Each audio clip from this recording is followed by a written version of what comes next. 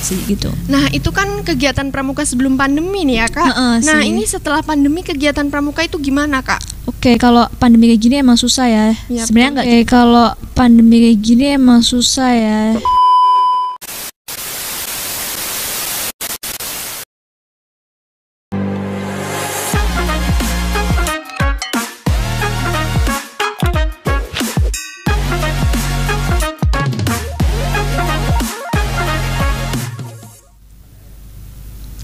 Assalamualaikum warahmatullahi wabarakatuh. Waalaikumsalam warahmatullahi wabarakatuh.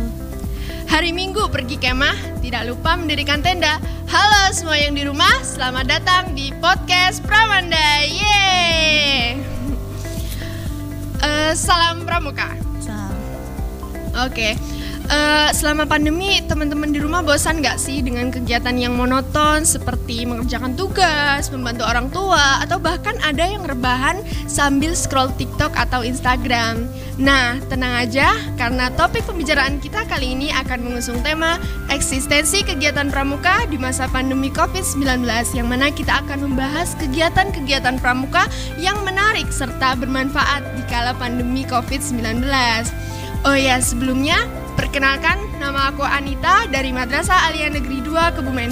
Di sini aku nggak sendirian karena udah ada Kak Agustina Puspamentari dari Dewan Ambalan Pramuka Man 2 Kebumen periode 2019-2020. Ini dia Kak Agustina Puspamentari. Halo Kak Tina, apa kabar?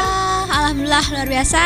Alhamdulillah baik ya Kak. Baik banget dong. Di masa pandemi ini kita harus selalu menjaga kesehatan. Ya betul, Kak? benar banget sih. Kak Tina, kegiatan Kak Tina selama pandemi ini ngapain aja Kak selain membantu orang tua dan mengerjakan tugas nih Kak? Oke, kalau kegiatan kakak lebih ini sih kayak penyesuaian terhadap ini dunia perkuliahan, karena kan kakak baru masuk tingkat pertama, terus juga lebih sama kayak mencari untuk kayak misalnya webinar, kemudian kayak pelatihan, jadi istilahnya kayak ya mencoba produktif gitu sih. Oke, jadi mencari kegiatan-kegiatan yang bermanfaat ya Kak benar di kala banget. pandemi.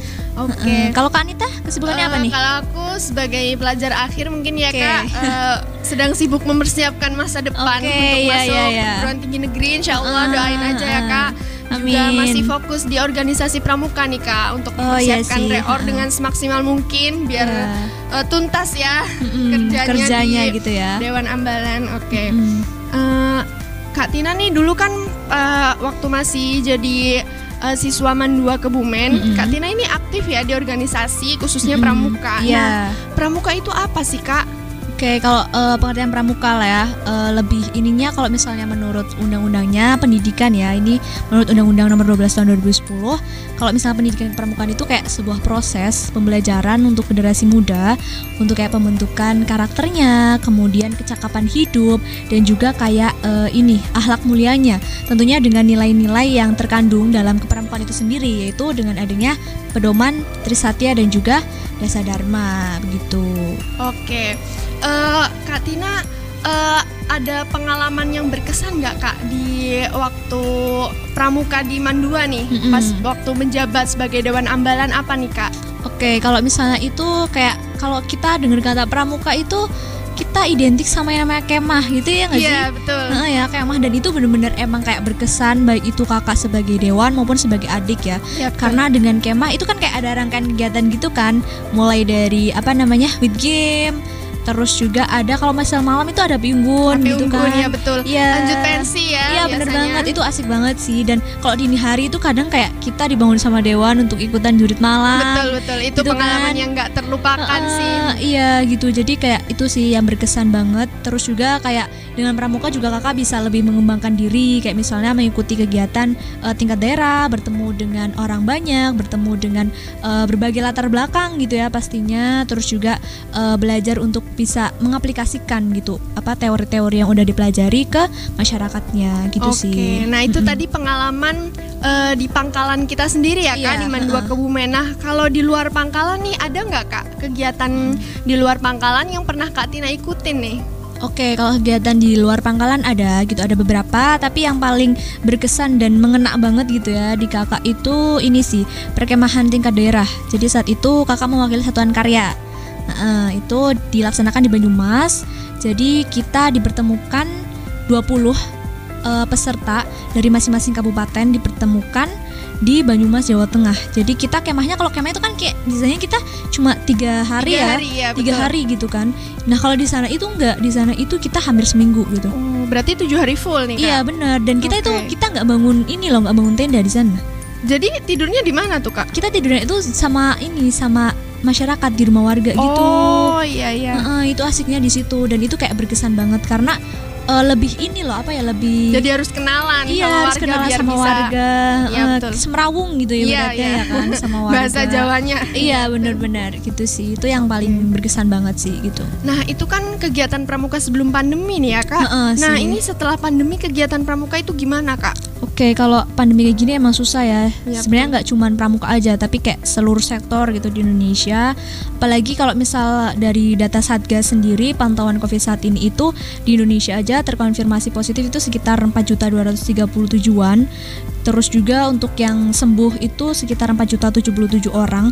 Kita mungkin lihatnya udah ini ya agak seimbang ya nggak sih ya? Daripada dulu pas awal-awal itu. Iya.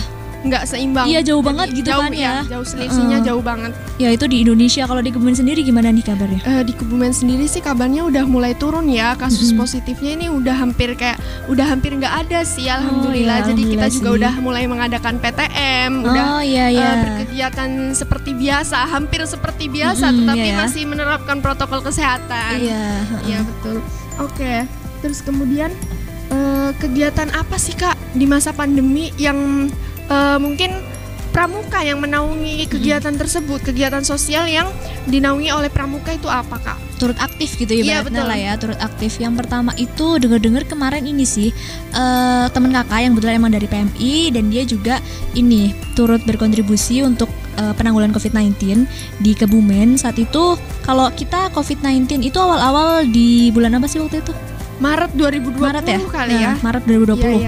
Nah, pas waktu itu di bulan depannya, bulan April 2020 itu ada Pemkab, kemudian ada TNI, Polri, relawan, PMI, dan bahkan tentunya pramuka itu turut membangun sebuah yang namanya dapur darurat.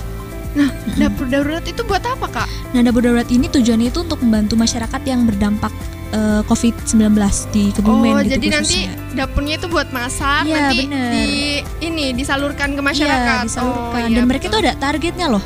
Ada target kayak jangkauan atau yang mau dijangkau itu berapa masyarakat. Target harian berarti ya? Bener, berapa tuh Kak targetnya? Itu nggak main-main, itu ada 1.000 bungkus. Wow, banyak juga ya. Bener-bener pramuka itu bener-bener jos, mantap. Iya, jadi mereka tuh cepet tanggap gitu loh. Kayak nggak nunggu dulu kayak ada baru yang berbahaya, tapi mereka kayak langsung gerak cepat gitu ibaratnya. Itu hebatnya pramuka ya Kak. Oke, nah ada nggak Kak kegiatan sosial lain yang dilaksanakan oleh pramuka selain dapur darurat tadi? Oke, selain itu ada juga yang kayak kemarin belum lama itu kita ngelasain yang namanya dengar sih ya dari berita itu pembagian masker. Jadi ada 1.500 masker. Itu tentu kerjasama dengan yang namanya pemerintah Kebumen juga dan kayak lembaga-lembaga terkait gitu. Jadi pramuka ini nggak berdiri sendiri gitu. Mereka tetap kayak berkolaborasi, bekerja sama dengan badan-badan yang emang itu emang di bidangnya. Iya, gitu di bidangnya kan? Dalam kewenangannya gitu ibaratnya. Itu sih. Jadi itu hebatnya pramuka itu kita nggak berdiri sendiri, tapi kita juga bareng-bareng bersinergi untuk menangani COVID-19 ini. Itu sih. Oke, tadi kan Kak Tina selama pandemi ini mencari kegiatan-kegiatan yang bermanfaat ya Kak. Dalam artian itu produktif. Nah, tips produktif menurut Kak Tina itu apa aja Kak? Oke, kalau tips produktif mungkin kalau di internet udah banyak sih ya sebenarnya, kayak kita nyari ya segala macam ini gitu kan. Tapi kalau kakak ada yang namanya singkatannya nih. Apa nih? Kayak singkatannya tuh SPD. Wah, kayak gelar aja nih SPD. Kayak gelar sarjana ya. Iya betul. Tapi SPD di sini untuk produktif versi kakak itu yang pertama S-nya itu adalah searching. Jadi ketika kita ingin produktif lah ya ibaratnya, ingin mendalami untuk mempelajari skill baru gitu, kita pertama harus searching dulu gitu. Kita harus cari tahu dulu nih referensinya, latar belakangnya, kemudian tujuan yang ingin dicapai itu apa. Itu kita harus searching dulu gitu. Itu untuk S-nya. Kemudian untuk P-nya kita yang kedua tuh planning. Jadi ibarat kita mau jalan itu kan kita kayak butuh petunjuk gitu nggak sih? Iya betul. Kan. Nah itu planningnya itu kita kayak ibaratnya buat peta gitu lah.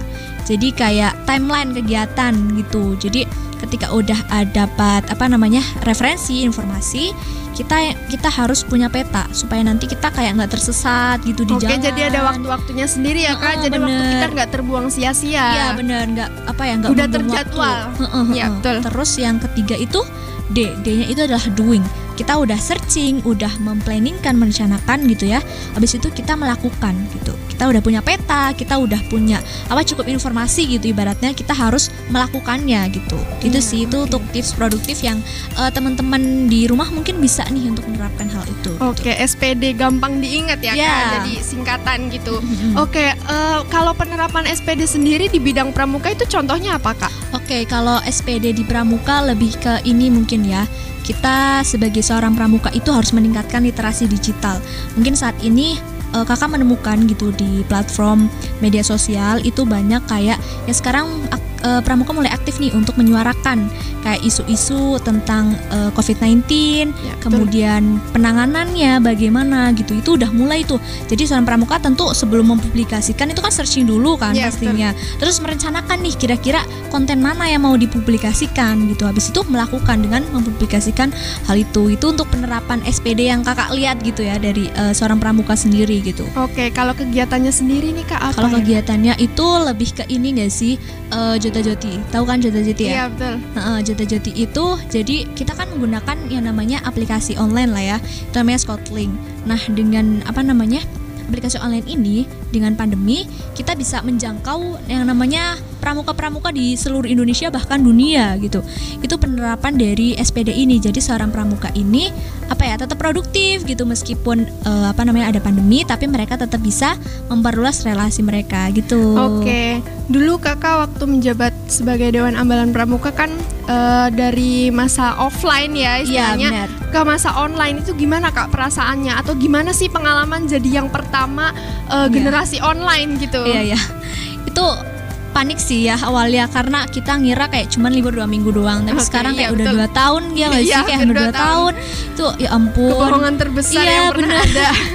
Karena kita ngira cuma 2 tahun gitu, 2 bulan gitu awalnya, 2 minggu gitu ya. Terus tiba-tiba 2 bulan terus 2 tahun gitu. Itu kayak aduh gimana nih gitu. Tapi pas waktu itu kan angkatan kakak mulai angkatan kamu ya waktu itu betul. Kan itu kita mencobalah untuk negosiasi sama pembina, tetap menjalankan reorganisasi melalui prokes yang ada. Terus juga kita yang pertama itu pasti komunikasi dulu dong dengan rekan-rekan kita, dengan pembina. Terus yang kedua kita memaksimalkan kinerja dari sekpid yang ada gitu di organisasi itu gitu. Terus yang ketiga jangan lupa untuk evaluasi gitu sih. Kalau mungkin dari angkatan Kak Anita ini nggak sih kayak ngalamin awal-awal gitu ya, itu perasaannya gimana pas awal-awal itu? Gimana ya? Ya karena udah ada dari angkatan kakak, kita tinggal ngikutin sih metode-metode pembelajarannya, kita ikutin. Nanti mungkin ada yang kita perbaiki lagi, ada yang kita sempurnakan lah ya. Jadi evaluasi tadi itu ya. Iya. Terus Kak, metode apa nih Kak yang tepat untuk melaksanakan kegiatan pramuka di masa pandemi ini? Oke, kalau metode ini sebenarnya nggak ada hukum pasti ya, harus kayak gini tuh enggak. Tapi kakak ada beberapa rujukan yang bisa diterapkan nih teman-teman pramuka yang ada di rumah untuk organisasinya ataupun untuk kehidupan kedepannya gitulah ibaratnya.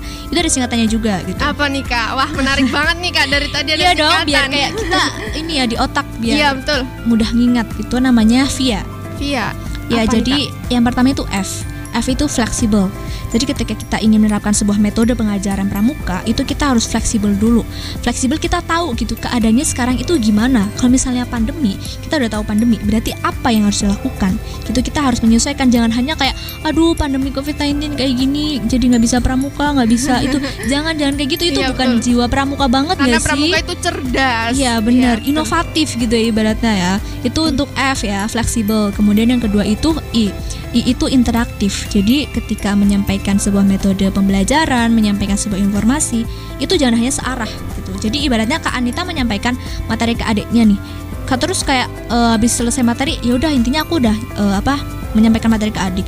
Masalah mereka paham atau enggak itu bukan urusan aku. Itu nggak bisa kayak gitu. Iya, gitu. Betul. Karena kan di pramuka ada adik, ada kakak gitu kan. Nah kakaknya di sini tuh harus bisa membantu adiknya, membersamai adiknya untuk pemahaman pramuka gitu. Karena nanti kedepannya teori-teori itu bermanfaat gitu di kehidupan. Itu untuk interaktifnya gitu. Terus yang terakhir itu ada A ya. Yang terakhir itu A, aktif. Aktif di sini itu tadi udah literasi digital ya. Kita apa sih harapan kakak itu pramuka harus bisa bersinergi untuk mengatasi hoax. Iya betul, banyak ya. banget hoax yang beredar tentang COVID ya, terutama.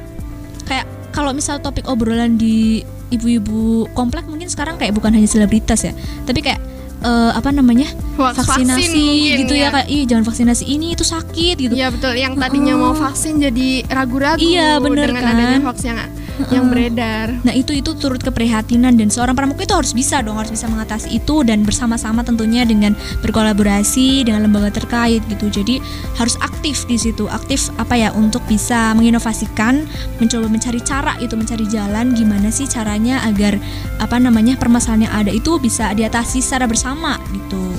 Itu sih untuk singkatan VIA itu gitu. Jadi jangan lupa ya buat teman-teman di rumah gitu. Ya diingat tadi tips produktifnya ada SPD dan metode pelaksanaan kegiatan pramuka ada VIA. Oke, ini ilmunya benar-benar bermanfaat banget nih, ilmu dari Kak Tina. Tadi yang pertama ada pengertian pramuka, yaitu sebagai wadah berkembang dengan kepribadian dan akhlak menurut dasar dharma dan trisatya ya Kak.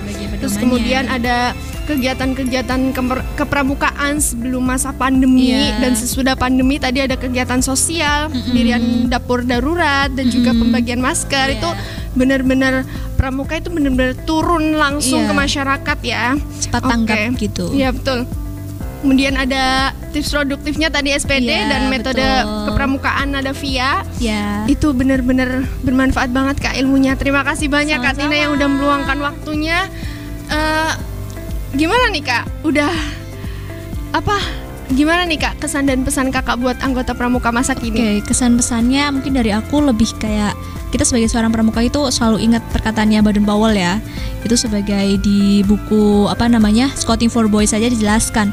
Kalau misalnya seorang pramuka itu tidak bingung atau tidak kewalahan dimanapun dan apapun kondisi dari pramuka itu sendiri gitu. Jadi ini bisa diterapkan gitu, sebagai seorang pramuka kita bisa diterapkan di kondisi seperti saat ini gitu. Ya, jadi di masa pandemi ini kita nggak boleh bingung mau ngapain ya, banyak cara. Iya betul.